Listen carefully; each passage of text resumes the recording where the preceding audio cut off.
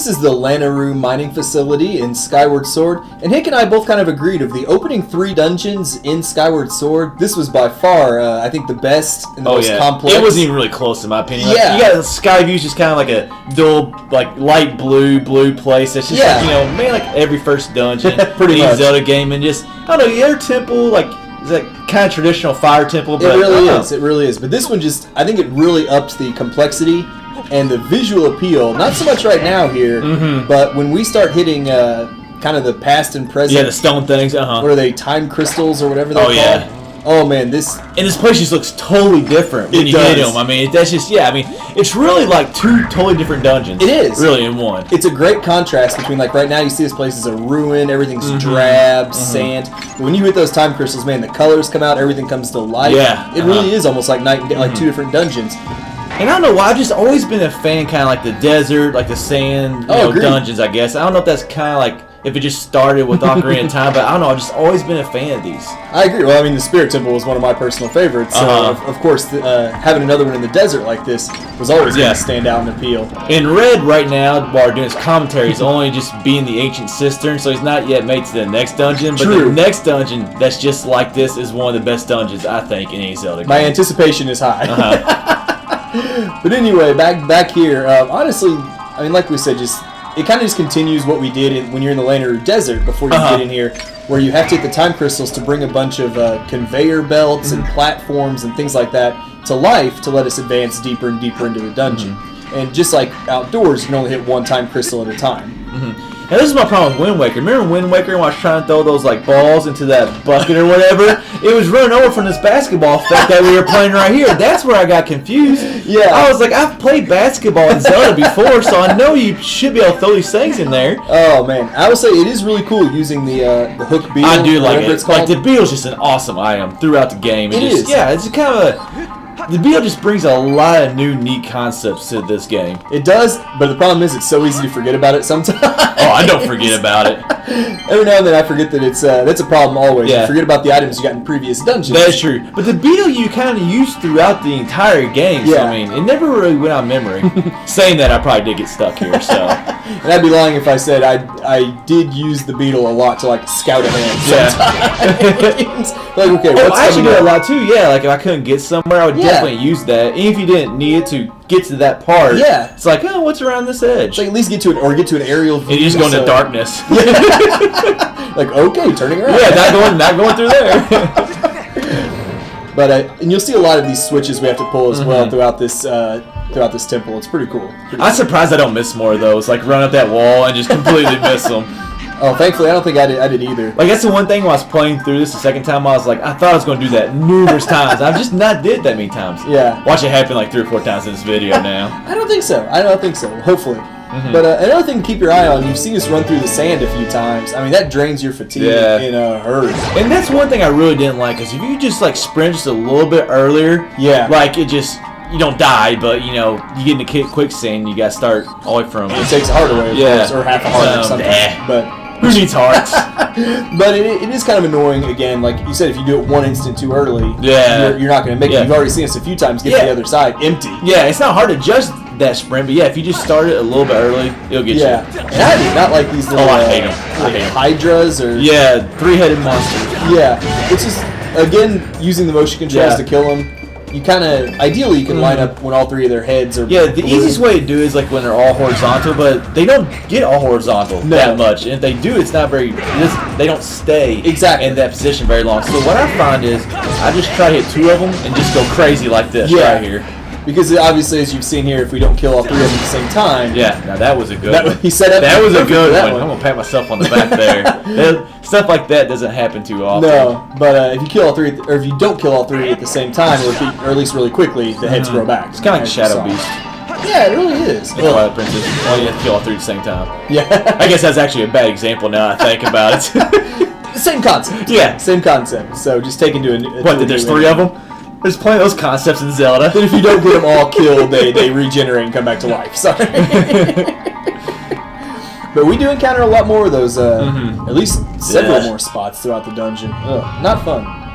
Not a fun group of enemies. I love this room. We'll be spending a lot of time, really. This is kind of like, I guess, There's a couple main rooms, but I think this is like really the main one. And I think the boss room is on the like other side, isn't it? I think so, because we have to do a lot to eventually open the gate that's kind of right there in front of us. We do have to do quite a bit to eventually get that open. Except I didn't look at the map when I was playing this, but yeah, I think this is the main central hub, and then there's just like a lot of rooms expanding off this room right here. And I do love like the sea of sand that's over on the other side.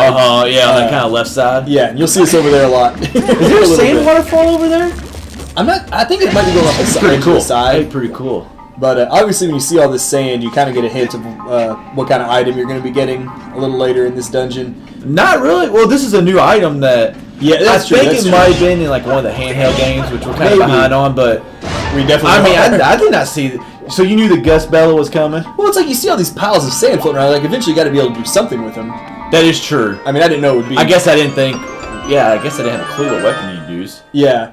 But the boomerang from from Twilight Princess would work with the wind effect. Yeah, what is it called? The wind boomerang? The boomerang. I just call it the boomerang. Cyclone I don't know boomerang, what it's really called. Yeah, it's got some kind of name. Yeah, but yeah, that would have come in handy. Actually, the first time I was playing this, I just didn't think you did anything with those. I just kind of thought they were just, mounts that were getting in my way. Yeah, to be honest with you. And I will say, it took me a little while. This is gonna sound kind of dumb in that last room. Coming back out here. Have you listened to any of our other commentaries? Okay, yeah. we do a lot of dumb things. I will say that. But it took me forever to remember there was a locked door there. Oh yeah. Well, backtracking. I mean, that's just a hard concept in Zelda. Period. Well, yeah, everybody does. But like, you just like. Me and you both had a mindset like just always go forward. Yeah. And just like I didn't think about backtrack. I probably messed that up the first time too. Yeah, but it totally threw me off, and I'm like, wait. Oh, son of a... Well, it depends. Does it show locks on the map? We don't have the map yet anyway. So. Oh, well, then that'd be a no. Honestly, we get the map later. We get the dungeon item before the map in this one. Okay. Which is definitely unusual. We do, trust me. Okay. But finally, we're about to get close also to kind of what we talked about at the beginning, where we finally start hitting the time crystals to bring this place to life. Yeah. Here in a few minutes anyway. And I do really like how it's more, like, so much more colorful. Like, I don't know, that just was cool. And, like, all these robots that are, I don't know, obviously not working anymore, all come to life. Derelict or obsolete, something It's kind of crazy if you think about it. Like, Skyward Sword is the first game in the Zelda timeline. And then, like, so this, like, is very early in Zelda. But then you get to a place like right here, like how far ago was this past? I know. And and how much farther or ahead in time can Zelda games actually go? Well, it's crazy because you got to think like how long ago were these Lanayru? Because this is like whenever we hit these time crystals, it takes us back in time to when it was working. Yeah. So you're like you said, how long is? Yeah, was that 20 years? Was it 100? Was it 200? And like I say, with Skyward Sword being the first game, it's just like. How much longer was this before? Exactly. Plus, I mean, while you've been sitting there in the clouds in Skyloft all this time, the Lanayrus were down here doing their thing. It's like 100 BC, before Zelda. But you're absolutely right, though. I mean, just look at the contrast now to what it was before we hit that time crystal. I mean, the colors, the moving conveyor belts, all these robots that want to kill you for some reason. And I did like this part of it so much more better because it was just more lively, which I think most people do, but... Yeah, I mean, we talk about liking the desert palaces and things like that. But when you see the contrast between this area... Gotta watch out for those. Dude, I never can get past that part. Dude, he gets me once or twice every... Yeah, it's just... I think I ran into a lot of those on my playthrough. That conveyor belt moves a lot quicker than you think. Well, if you try to go too much to the left, like you end up jumping off, so... Yeah. Whatever. It happens. Yeah. What's a half a heart? You just got it back. So. What I didn't know the first time I played is that you could just walk on those things. Like you don't have to sprint. Like obviously sprinting get you like to go forward. Yeah. But you can actually just walk on those and just stay in place, which I did not know the first time playing this game. About that. So I just sit there and try to run nonstop. And get this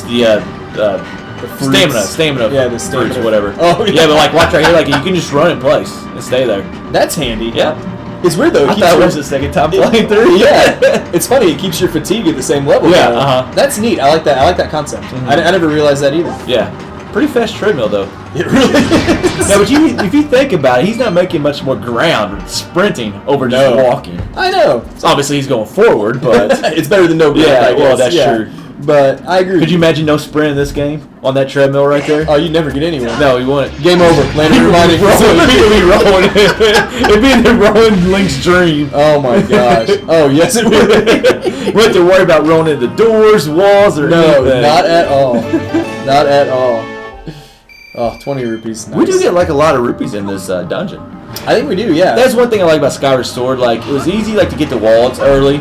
Yes. And just collect, and there was a lot of rupees everywhere. Like, I like a game with a lot of rupees. That threw me off in Wind Waker is that you have to get all the way to like the 3rd dungeon before you even get like the 1,000 rupee upgrade or whatever. Yeah, so I ran around with 200 rupees for the longest time, missing everything.